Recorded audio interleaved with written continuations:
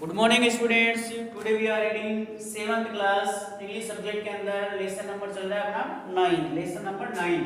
समबॉडीज mother, somebody's mother यानी किसी की माँ, किसी की समबॉडीज यानी किसी की माँ का वर्णन है जो वृद्ध है, वृद्धावस्था में किस प्रकार की स्थिति होती है उसका वर्णन करते हैं। समबॉडीज मदर किसी की माँ का वर्णन है। अब पाठ को पढ़ते हैं और उसके आगे मीनिंग है।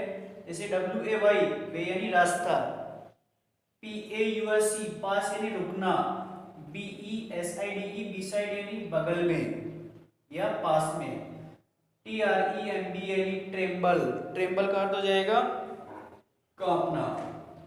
WAY वे यानी रास्ता, PAUSE पास यानी रुकना, BESIDE बिसाइड यानी बगल में, TREMB यानी ट्रेम्बल यानी कांपना, AGAIN अगेन यानी फिर से, HELP हेल्प यानी सहायता करना, HARM हार्म यानी नुकसान, SLOW स्लो यानी धीरे से, AFRAID अफ्रेड यानी भयभीत होना या डरना, FLOCK फ्लोक यानी समूह है। ये आज पढ़ाएंगे, उसके आगे की मीनिंग है इसलिए इनको याद करके आओगे, फिर कल इन्हें पढ़ाएंगे और लिखा देंगे। अब इस पाठ को पढ़ते हैं।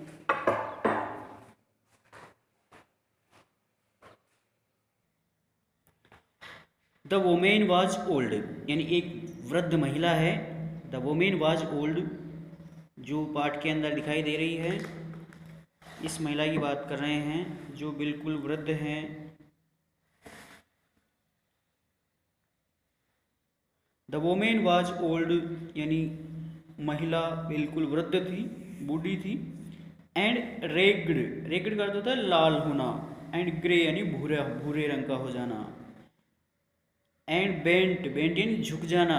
With the chill, chill of winters day यानी सर्दियों के दिन की ठंड के कारण, सर्दियों के दिन की ठंडी हवा के कारण महिला बिल्कुल वृद्ध थी और वह सर्दियों के दिन के अंदर चलने वाली ठंडी हवा के कारण लाल और भूरे रंग की हो गई थी, लाल और भूरे रंग की हो गई थी। एंड बेंट और झुक गई थी, यानी एक वृद्ध महिला जो सर्दियों के दिनों में चलने वाली ठंडी हवा के कारण झुकी हुई थी, यानी नीचे झुक गई थी। और रेग्ड एंड ग्रे और हल्के लाल तथा भूरे रंग की हो गई थी। रेग्ड एंड ग्रे, ग्रे यानी भूरे रंग की हो गई थी, स्लेटी रंग की हो गई थी। एंड रेग्ड और लाल रंग की हो गई थी, यानी वह ठंड के मारे, सर्दी के मारे लाल और भूरे रंग की होकर वृद्धावस्था में सर्दी से झुक गई थी। The street was wet, street का अर्थ गली होता है, यहाँ हो जाएगा सड़क। The street was wet with the recent snow, recent यानी हाल ही में, स्नो यानी बर्फ, यानी हाल ही में गिरी हुई बर्फ के कारण सड़क बिल्कुल गीली थी। The street was wet with the recent snow यानी हाल ही में अर्थात प्रातःकाल गिरी हुई उस बर्फ के कारण सड़कें गीली थी। The street was wet with the recent snow, हाल ही में गिरी हुई बर्फ से सड़क या गलियां गीली थी। And the women's feet were aged, and the women's feet यानी उस महिला के पैर वर एज्ड, वृद्ध हो चुके थे, यानी वह इतनी वृद्ध हो चुकी थी कि वह बड़ी मुश्किल से ही चल पाती थी। एंड स्लो और धीरे धीरे चलती थी। And the women's feet were aged and slow, वृद्ध महिला के पैर वृद्ध हो चुके थे। एंड स्लो और वह धीरे धीरे चलती थी। She stood at the crossing and waited long, यानी वह वृद्ध महिला अपने एक छोटे से बच्चे को स्कूल ले जाती है और वहाँ से लेकर आती है। सी स्टूड एट द क्रॉसिंग, वह छोटा सा बच्चा क्रॉसिंग के ऊपर खड़ा था, यानी जहाँ से वह स्कूल जाता है बस के अंदर बैठ करके, तो वहाँ क्रॉस करने पर वह क्रॉसिंग रोड पर खड़ा था। सी स्टूड एट द क्रॉसिंग, वह क्रॉसिंग रोड पर खड़ा था।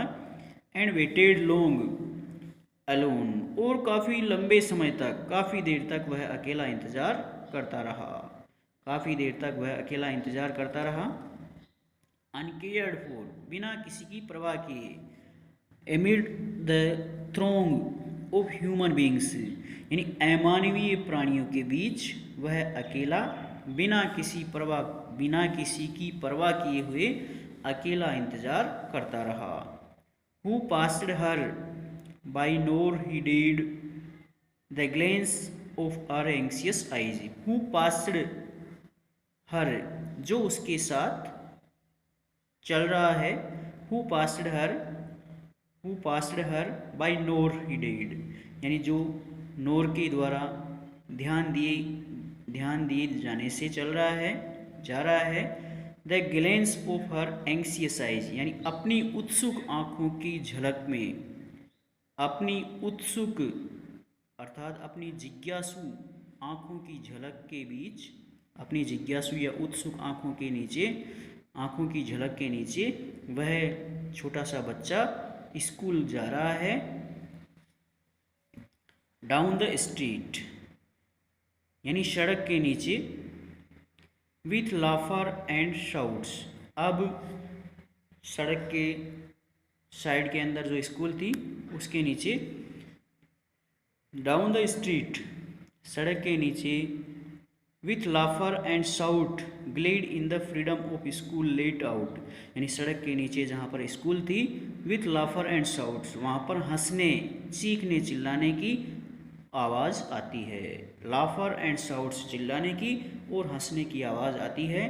ग्लेड इन द फ्रीडम, यानी प्रसन्नता से, स्वतंत्रता की प्रसन्नता से बच्चे चीखते चिल्लाते हुए हंसते हुए बाहर निकलते हैं। ऑफ स्कूल लेट आउट, और कहने लगते हैं स्कूल लेट आउट, स्कूल चलो, let out, school let out, school चलो।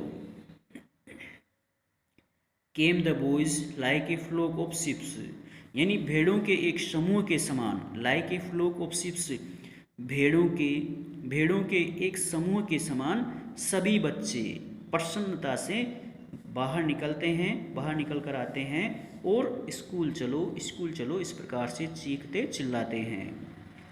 Hailing the snow piled white and deep, इस प्रकार से सर्दियों के मौसम के अंदर, ठंडे सर्दियों के दिनों के अंदर ये बर्फ सफ़ेद तथा गहरी होती है। बर्फ सफ़ेद and deep, white and deep, यानी सफ़ेद, बिल्कुल सफ़ेद होती है और बर्फ़ के ढेर लग जाते हैं, अर्थात कहीं पर भी मिट्टी के अंदर भी बर्फ़ नज़र आने लगती है। आगे कल पढ़ाएंगे, मीनिंग याद करनी है आगे की।